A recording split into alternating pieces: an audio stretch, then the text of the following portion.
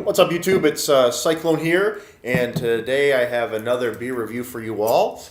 This is Dogfish Head's 120-minute IPA. This is an Imperial IPA from these guys. One thing that I can't tell on the bottle, at least to my first look at the bottle, I do have a bottle on date in very...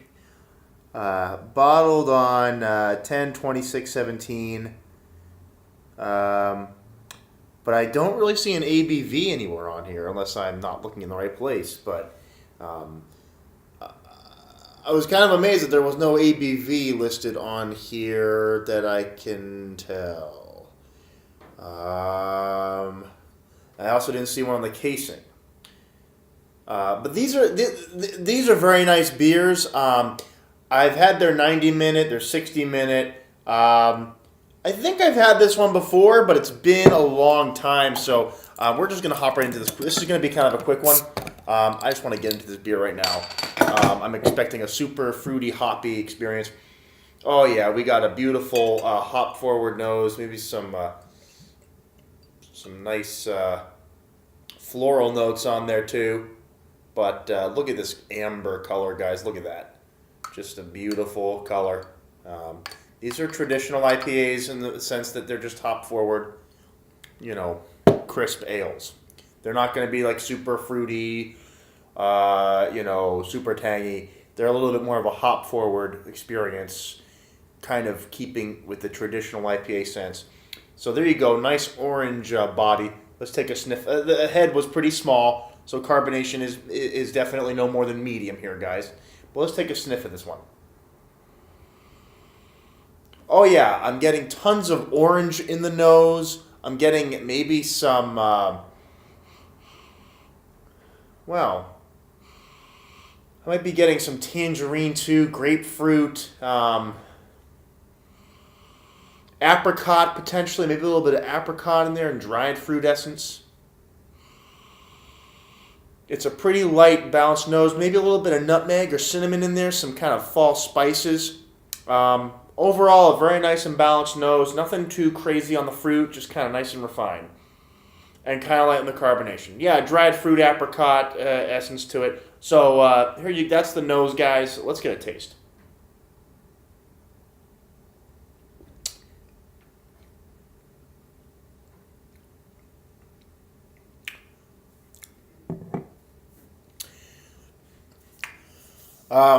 Super dry.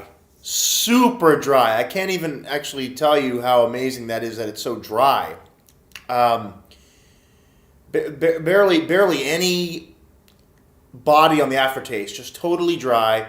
Floral hop, orange, apricot, a little bit of grapefruit.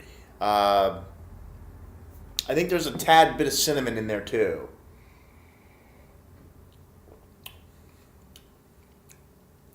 Nice fruit flavors, but they're not like too overbearing or sweet. There is a hint of alcohol in here. There is a hint of alcohol in the body because this is a stronger bodied beer. This is definitely a heavy hitter. I think this one's at around 10 to 11%, but I'm going to go double check what exactly it is. Maybe 9, but you do have a tinge of alcohol in here.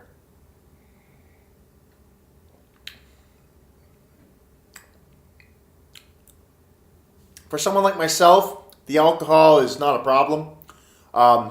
It actually, I kind of like it with the dried fruit, orange, tangerine, apricot vibe I got with this one. Extremely dry finish. I'm kind of just amazed. There's literally no watery feel on the aftertaste. Just total dry aroma once you sip. So, very balanced on the finish. Now, let's go to Beer Advocate and take a look at what we've got here. Oh, not what I want to do.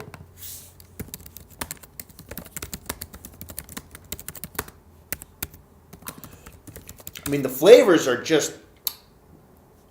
they're just clinging to my mouth. They're not going away anywhere.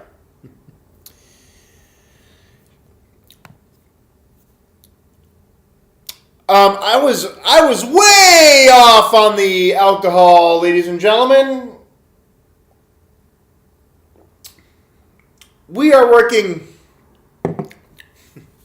with an 18% alcohol by volume beer, guys.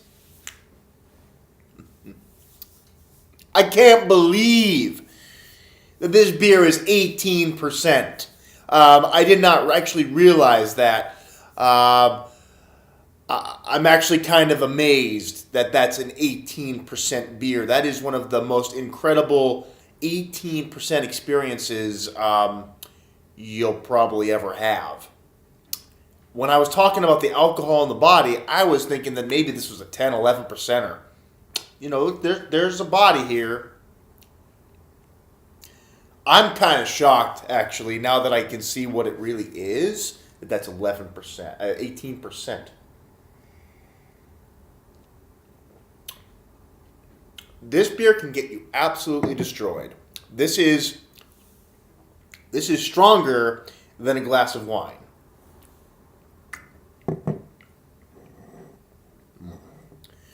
I got to give this bad boy bonus points if we're working at 18%. I actually did not realize it was that high. Wow. I didn't realize that. I did not realize that was 18% alcohol by volume. And this isn't like the hardest beer in the world to get, but it's rotating.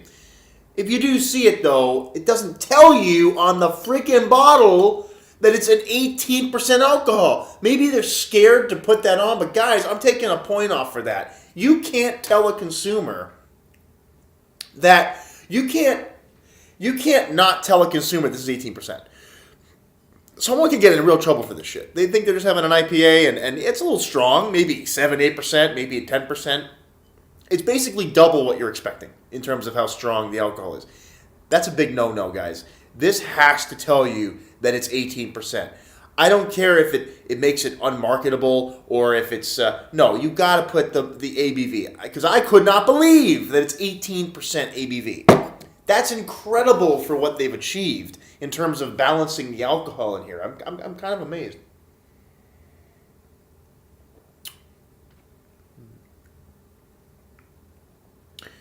Crisp, medium body, nice hint of carbonation, but not too much because of the high alcohol. You're not going to expect a lot of that. Wow, this is a beer that you take your time with and enjoy. I'm loving the dried fruit and apricot experience I'm getting with this beer. It's just very nice and crisp. I can't say that enough. The finish is very dry and palatable. And the alcohol is in there, but it mixes kind of well with that dried fruit aroma. So, guys, I'm giving this one... I'm debating whether to give it a world class. It's pretty close. The only reason I don't think I would give it a world class is because it didn't put the ABV on the bottle. That's a big problem for me. With an 18%, you're not going to tell me that? It's not very convenient, and it's not a very good idea to hide that from the consumer when they're going to chug this down thinking that it's an IPA. You can't do that. It does give the date, though. So I'm going to give it... I am going to give it basically a 93. The highest I can give a beer without being world class is an A-. I call everything that's an A and up world class, and it's kind of based on your opinion, but I think it makes up that threshold. This is knocking on the door of world class. I would give this a 4.3. Beer Advocate's giving it a 4.11. I am going to put it right at the border of an A to an A-, but that missing information is very crucial to me. It's not acceptable. You got to put the ABV of that's that strong on here. How the hell am I going to know that, right? Because I don't see it anywhere. Plus, some of the bottles in the case, the date was smudged, so it's not good ink either that they're using. So, points off for that. But the beer itself,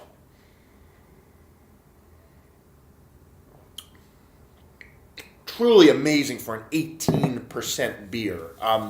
It's the strongest beer I've ever had. I didn't realize it was this strong, but I'm quite impressed at what they've achieved. Very, very enjoyable and very palatable for 18%, guys. So that's going to do my review. It's a little bit quicker than normal, but I hope you guys enjoyed this one. Dogfish Head, 120 minute. Have you had it? Do you look forward to having it? Hope you guys enjoyed the review, and I will see you on the next one. Can't believe it's that strong.